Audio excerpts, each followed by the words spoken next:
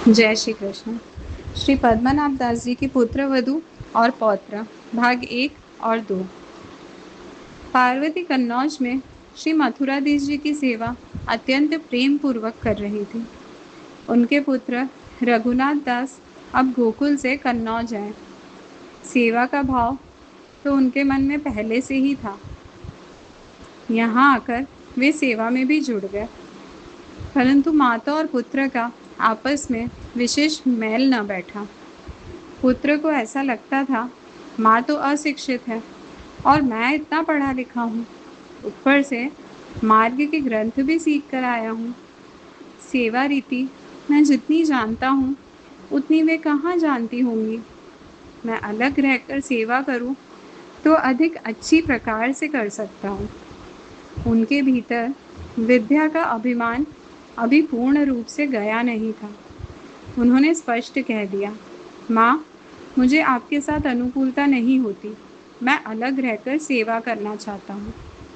माता का हृदय दीनता से भरा हुआ था।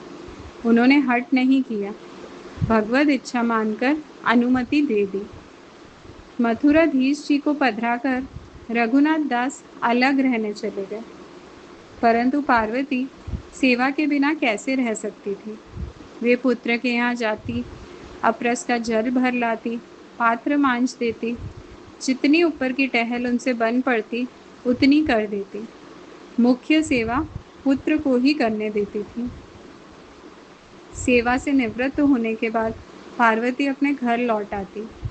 वहाँ साधारण भाकरी जैसा कुछ बनाती, भावनापूर्वक प्रभु को भोग धरती और फिर जल के घूंट के साथ वही भाकरी ग्रहण कर लेती।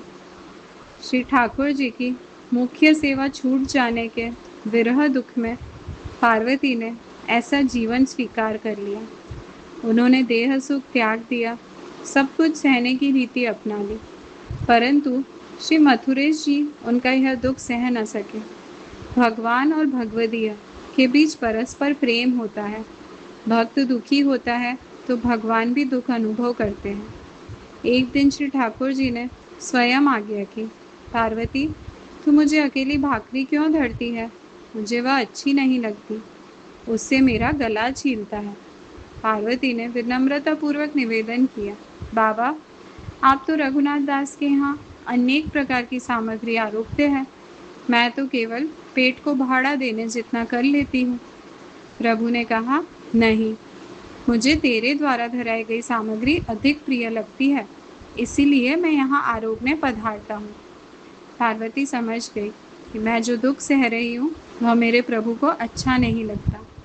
प्रभु तो अपने बहाने मेरे सुख के लिए आज्ञा कर रहे हैं। उस दिन से वे विविध प्रकार की रसोई बनाकर प्रेम पूर्वक प्रभु को धरने लगी। जय श्री कृष्ण।